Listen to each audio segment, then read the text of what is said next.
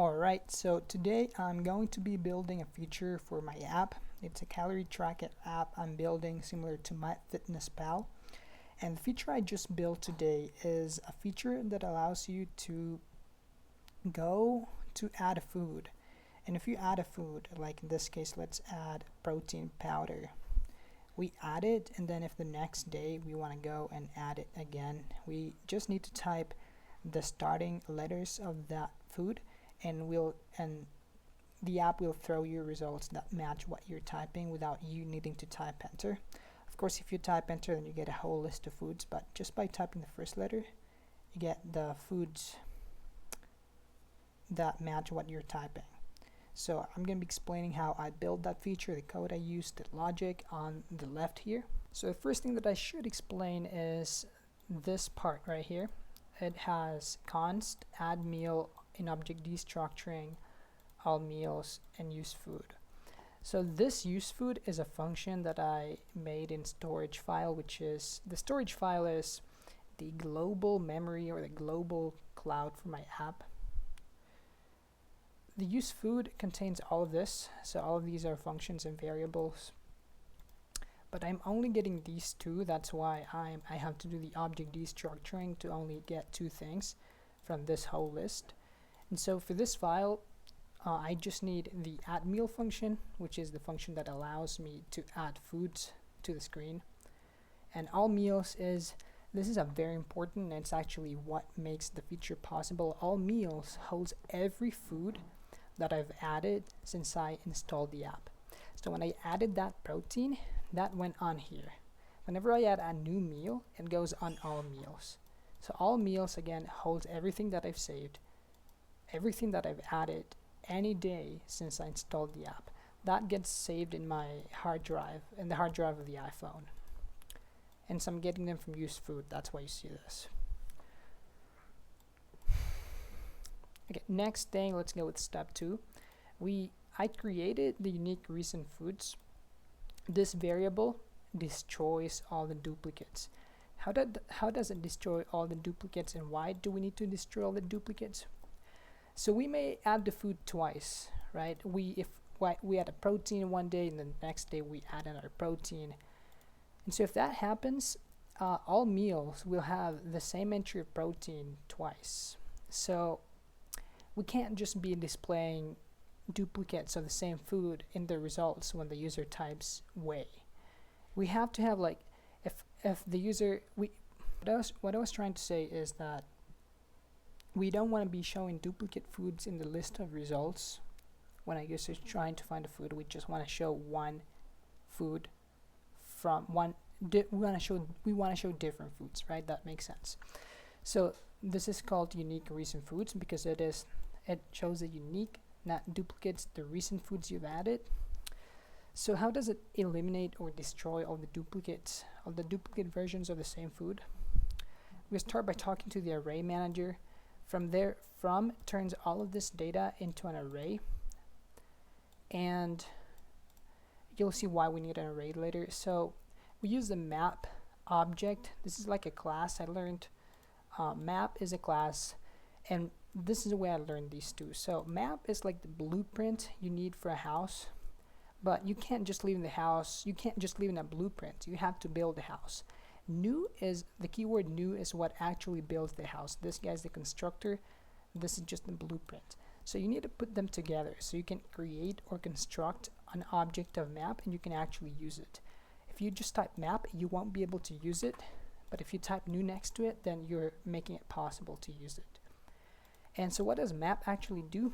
Map has a very important rule. The map object or the map class says that it cannot have any duplicates. That's the golden rule of map. No duplicates are allowed in map, right? So map is also, of course, a function. It's a constructor function, and the parameter inside that function is this other map function. Map function and the map object are totally different. That's why this map object has a M capital. This one doesn't. This one is just a regular JavaScript function. So all meals, again, we're taking the all meals, which is the array that holds every meal we've added in the past, and we map through them. What does it mean to map through an array? It means to go through it means to go and look at each item in the array, right? So an array has index 0, 1, 2, 3. Map looks at each index and it nicknames every food in that array to meal. So now every food in all meals is nicknamed to meal. And then we are creating an array of 2 items. Why are we creating an array of 2 items? We are creating an array of 2 items because map, what it does is that it takes, in order to check for duplicates, it takes an array of 2 items. The first item it takes is a key. The first item is a key, and the second item is a value. So the map, how it checks, the way map checks for duplicates is that it checks for the keys. So it checks for the index 0. So we go and take the name, the property name of each food that has been added since we installed the app. We take the name, that may be like whey protein or apple, and that's going to be the key that map will use to check for duplicates. So if it sees the name apple twice, or if it sees the name like whey protein optimum nutrition twice, it will know those are duplicates and it will just keep one and delete the other one. The second index, or the first index, meal, which is a value, contains the whole object of the food we've added. What does this object contain? Well, this object contains a ton of things. It contains the calories, the macros, the grams, and a bunch of other properties like the brand. So that's the value that we eventually need to show and to pass to the settings screen. But anyway, where was I? After that, we attach the function values to everything. The function values, what it does is that it takes the keys that we had given to the map object and it throws them away. Why? Because we're just giving the keys to the map object to eliminate or destroy the duplicates. Once the map object has destroyed all duplicates, it's going to return a list of foods that are not duplicates, and we can just throw the keys away because the meal object also has a name inside, right? So we don't need the keys anymore. So the values function, what it does is that it just keeps the objects of every food that is not a duplicate. I hope that makes sense. It was very tough for me to understand at first, but let's move on. Step 3 is I created the useState array variable. So this is the useState array variable. It starts with an array. The array can hold anything, and it stores the suggestions. What are the suggestions? Of course, the results. The suggestions are the results that you get. All right, moving on step 4. We are making a const handle text change function. Okay, what is that short form function that we have here? This function puts text in the search bar by setting set search query to text. So what's the text parameter? The text parameter, we are actually putting this function, let me show you down here in the input. The input must be somewhere here, right here. So this is the input, this is the search bar, this is where the user types what they want to search for. And on change text, when the text changes, when the user types, we'll execute the handle text change. And so that's what it's doing, is that it sets set search query to whatever the user typed. That's what allows for the user to see what they're typing as they're typing it. If this wasn't here, then the search bar would stay empty even if the user is typing stuff. So that's what makes it possible. This right here is what checks if the user left the search bar empty. So if the user left the search bar empty, I'm gonna trim, and or if they typed spaces, I'm trimming them with .trim function. So if that's the case and the user wants to search for something without typing anything, we'll just make sure that the set suggestions array stays empty so that it doesn't show any results, and that the return statement stops all the code. That's what it does. It stops all the code from running. Then we make a variable matches. Okay, this is a very important part of the feature. Matches takes the unique recent foods, and remember that the unique recent foods is the variable that contains all the foods we've added, since we installed the app, after destroying the duplicates with map. And we just got the values from that, the meal objects. So what we do is that we filter through that. What does the filter function do? It creates a new list based on a filter. What's our filter? First, we nickname every food in that list to meal, and we take the name of that meal, we turn it to lowercase, and we check if the name of that meal includes what the user typed to lowercase. So that just means, I'll show you. If the user types something like whey protein, we are turning it into lowercase here, so it's gonna get whey protein even if the user typed it in all caps, and it's gonna check if the meal name of the meals that are here. So we have a bunch of meals here, remember, in this list. We want to filter, we want to find the meal that contains this text. So of course we're not gonna find an apple that contains whey protein, so we're gonna find the name of the food, whey protein, and when the user types just like whey, this will say, oh, whey is included in the name, so let's return that. So that's what returns the matches. So now everything that is in this list that has the word whey in it, because that's what the user typed, will return. So if we have 3 types of different protein that contain the word whey, those 3 options will be stored in the variable matches. Tough to understand.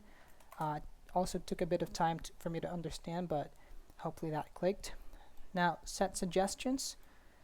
We set the suggestions. So of course, what are going to be the suggestions? What's going to be the array of results that's going to be displaying the suggestions? It'll be matches, the results we just got from here, and we are slicing the array. That's part of this step. We slice the array. If we have added like 15 different types of protein, we just want to limit it to 4. We don't want to show too many suggestions. So slice takes an array and cuts a piece of it from the large array, right? In this case, if we have 15 items, we just want to see 4. This the 0 acts as the starting index, and this is the stop index. So it goes from 0 to 4. It only takes 4 results. The 4th step is to send customer properties to the meal object. Okay, so all these properties are what the meal object holds of every food, and we push the screen to the settings screen. Okay, so I'll show you what that looks like. When you click a food, when you're looking for a food and you click it, you get pushed to the settings screen to edit it. That's what the push router.push it's doing. It's sending you to add food settings screen, which is another file that I have here. Now what's happening is, because matches returned like at max 4 options of one food, we nickname each of those food meal with the parameter here. So each of those foods is now nicknamed meal. We push the screen, and the params. The params is what's sending. This is what's all being sent to the add food settings. We need to be sending all of this data. This data has data from the food we selected. So in the case of us having like 3 different options of protein, each different option of protein has all of this inside. It has an ID, it has a fat secret ID, which is the API that my app is connected, name, brand, calories, protein, carbs, fat, the grams, and all of that. So this is all being packed and sent to add food settings. Somewhere in the code here I'm receiving it with use local search params, so I can use the information here. And I think that's about it for this step 4. Step 5 is this final one, where we actually make it be on the screen, so the user interface. So we use the brackets to write JavaScript here, and suggestions, we check if the suggestions array, the length of the suggestions array is greater than 1. That means if we have more than 1 result, in the array. So if we have found a match, right? If this condition is true, then this is the code that runs. That's what this operator means. We map through each of the options here. So we are mapping through each protein option, like in this case. And once we map through each protein option, we nickname them to meal as well. We do a lot of that, nicknaming to meal. And then we do the brackets for user interface, the regular brackets. And then I have this food result item. Food result component. This is just a component. That's a thing that React has, components. I'll show you what that looks like. So this is this code is saved in one tag in the food result item. So here I basically have this whole thing, this whole code you see here, which basically contains the name of the meal. It contains the calories, the brand. It's what you see here on the app. So that is plugged in here, and we just pass the items that need to be passed so that it works. We pass the item as meal, which is the meal we chose, the ID, and what will it do when we press it? It will execute the handle suggestion click, which pushes everything to the next screen once we click. And so those are all the steps that I needed to build this feature. Hope you liked it, and I'll keep building features and maybe uploading them. See ya.